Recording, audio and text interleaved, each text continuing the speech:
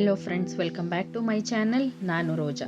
Friends, ಇವತ್ತಿನ ವಿಡಿಯೋದಲ್ಲಿ ನಮ್ಮ ಸ್ಕಿನ್ನಲ್ಲಿರೋಂಥ ಕಲೆಗಳಾಗಲಿ, ಆಮೇಲೆ ಏನಾದರೂ ಒಂದು ಸ್ವಲ್ಪ ಡಲ್ನೆಸ್ ಇದ್ದರೆ, ಯಾವುದಾದ್ರೂ ಫಂಕ್ಷನ್ಗೆ ಹೋಗಬೇಕಾದ್ರೆ ಚೆನ್ನಾಗಿ ಗ್ಲೋ ಬರಬೇಕಂತ ಅಂದರೆ ಈ ಟಿಪ್ಸ್ನ ಫಾಲೋ ಮಾಡಿ. ಫಸ್ಟು ನಾವು ಬೀಟ್ರೂಟ್ನ ಒರೆದು ಮತ್ತು ತುರಿದು ಈ ರೀತಿ ರಸ ತೊಗೊಂಡಿಟ್ಕೋಬೇಕು. ಇದರಲ್ಲಿ ತುಂಬಾ ಒಂದು ಬೀಟ್ರೂಟ್ ತುರಿದ್ರೇ ಅಷ್ಟು ರಸ ಬರುತ್ತೆ. ನೀವು ಬಾಟಲಲ್ಲಿ ಹಾಕ್ಕೊಂಡು ನೀವು ಫ್ರಿಡ್ಜಲ್ಲಿ ಇಟ್ಕೊಂಡು ಮತ್ತೆ ಯೂಸ್ ಮಾಡ್ಬೋದು. ನನಗಿವಾಗ ಎಷ್ಟು ಬೇಕು ಅಷ್ಟು ತೊಗೊಂಡಿದ್ದೀನಿ. ಫ್ರೆಂಡ್ಸ್, ಏನಂದರೆ ನಾವು ಹೊರಗಡೆ ಸಿಗೋಂಥ ಪ್ರಾಡಕ್ಟ್ನ ತಂದು ನಮ್ಮ ಸ್ಕಿನ್ ಮೇಲೆ ಪ್ರಯೋಗ ಮಾಡಿ ಅದು ಸ್ಕಿನ್ ಏನಾದರೂ ಅಲರ್ಜಿ ಆಗ್ಬೋದು. ಇದನ್ನ ನಾವು ಮನೇಲೇ ಇರೋಂತಹ ವಸ್ತುಗಳನ್ನ ಯೂಸ್ ಮಾಡ್ಕೊಂಡು ಮಾಡೋದ್ರಿಂದ ಯಾವ ಸ್ಕಿನ್ ಅಲರ್ಜಿನೂ ಸುಧಾ ಆಗಲ್ಲ. ಇದರಿಂದ ಬೆನಿಫಿಟ್ಸೇ ಜಾಸ್ತಿ ಇರುತ್ತೆ. ನೀವು ಟ್ರೈ ಮಾಡಿ ನೋಡಿ, ಮತ್ತೆ ನೀವೇ ಟ್ರೈ ಮಾಡ್ತೀರಾ, ತುಂಬ ಚೆನ್ನಾಗಿ ರಿಸಲ್ಟ್ ಬರುತ್ತೆ. ಫಸ್ಟು ನಾನು ಇದಕ್ಕೆ ಎಷ್ಟು ಬೇಕಷ್ಟು ಬೀಟ್ರೂಟ್ ರಸನ ತೊಗೊಂಡಿದ್ದೀನಿ. ಅದಾದಮೇಲೆ 1 ಸ್ಪೂನ್ ಕೊಬ್ಬರಿ ಎಣ್ಣೆ ಹಾಕೋತಾ ಇದ್ದೀನಿ.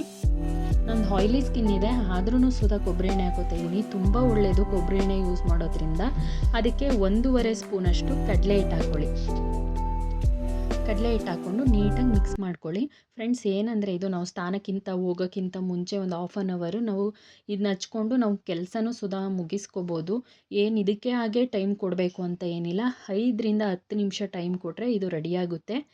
ಫ್ರೆಂಡ್ಸ್, ಇದನ್ನ ನೀಟಾಗಿ ನಾವು ಫೇಸ್ಗೆ ಅಪ್ಲೈ ಮಾಡಿಕೊಂಡು ಡ್ರೈ ಆದಮೇಲೆ ಫೇಸ್ ವಾಶ್ ಮಾಡಿದ್ರೆ ಆಯಿತು. ತುಂಬ ಗ್ಲೋನೆಸ್ ಬರುತ್ತೆ.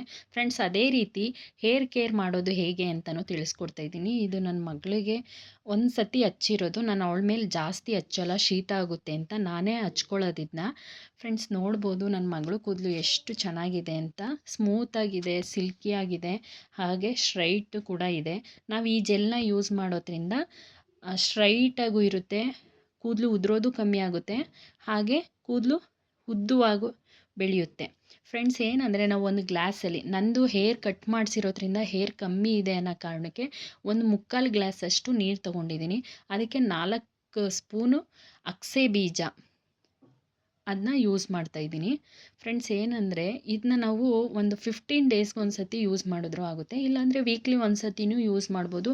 ಯಾವುದೇ ರೀತಿ ತೊಂದರೆ ಇಲ್ಲ ಇದನ್ನ ಯೂಸ್ ಮಾಡೋದ್ರಿಂದ. ಫ್ರೆಂಡ್ಸ್, ಏನಂದರೆ ಅಗಸೆ ಬೀಜನ ನಾವು ಚಟ್ನಿಗೂ ಸುಧಾ, ಸ್ಕಿನ್ಗೂ ತುಂಬ ಒಳ್ಳೆಯದು. ಇದನ್ನ ಚಟ್ನಿಗೆ ಯೂಸ್ ಮಾಡಿನೂ ತಿಂತಾರೆ, ನಾವೂ ಯೂಸ್ ಮಾಡ್ತೀವಿ ಅಪರೂಪಕ್ಕೆ. ಆದರೆ ನಾವು ಇದನ್ನ ದಿನನಿತ್ಯ ಬಳಸೋದ್ರಿಂದ ತುಂಬಾ ಹೇರ್ಗೂ ಒಳ್ಳೆಯದು ಮತ್ತು ಸ್ಕಿನ್ಗೂ ಒಳ್ಳೆಯದು. ಈ ರೀತಿ ಇದನ್ನ ಚೆನ್ನಾಗಿ ಕುದಿಸ್ತಾ ಇದ್ದರೆ, ಒಂದು 5 ನಿಮಿಷ ಕುದಿಸಿದ್ರೆ ಇದು ಜೆಲ್ ಟೈಪಲ್ಲಾಗುತ್ತೆ.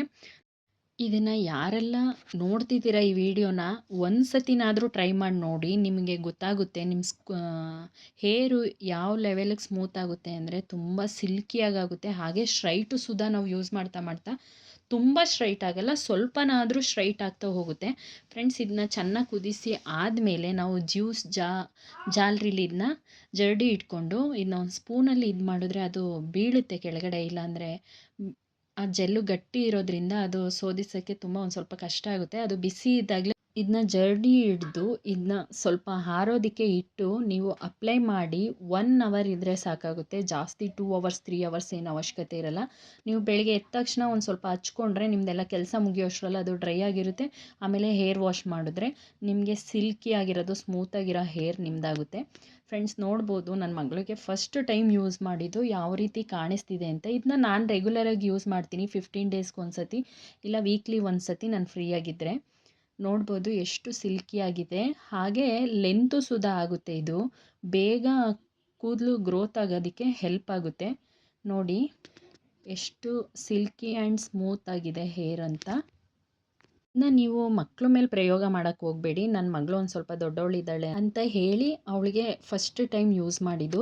ಏನಕ್ಕೆ ಅಂದರೆ ಮಕ್ಕಳು ಯೂಸ್ ಮಾಡಿದ್ರು ಸುಧಾ ಏನು ಪ್ರಾಬ್ಲಮ್ ಇಲ್ಲ, ಆದರೆ ಚಿಕ್ಕ ಮಕ್ಳಿಗೆ ಯೂಸ್ ಮಾಡೋದ್ರಿಂದ ಶೀತ ಆಗುತ್ತೆ ಅನ್ನೋ ಕಾರಣಕ್ಕೆ ಯೂಸ್ ಮಾಡಬೇಡಿ ಅಂತ ಹೇಳ್ತಾ ಇರೋದು. ಅದು ಬಿಟ್ಟರೆ ಇನ್ಯಾವುದೇ ಪ್ರಾಬ್ಲಮ್ ಇರಲ್ಲ, ನೀವು ಆರಾಮಾಗಿ ಯೂಸ್ ಮಾಡ್ಬೋದು. ಯಾರಿಗೆಲ್ಲ ಈ 2 ಟಿಪ್ಸ್ ನಿಮ್ಗೆ ಇಷ್ಟ ಆಯಿತು, ಪ್ಲೀಸ್ ಲೈಕ್ ಮಾಡಿ, ಶೇರ್ ಮಾಡಿ, ಕಮೆಂಟ್ ಮಾಡಿ. ಸಬ್ಸ್ಕ್ರೈಬ್ ಮಾಡ್ಕೊಳ್ದನ್ನು ನೋಡ್ತಿರೋರು ಪ್ಲೀಸ್ ಸಬ್ಸ್ಕ್ರೈಬ್ ಮಾಡ್ಕೊಂಡು ನೋಡಿ, ಹೀಗೆ ಸಪೋರ್ಟ್ ಮಾಡಿ.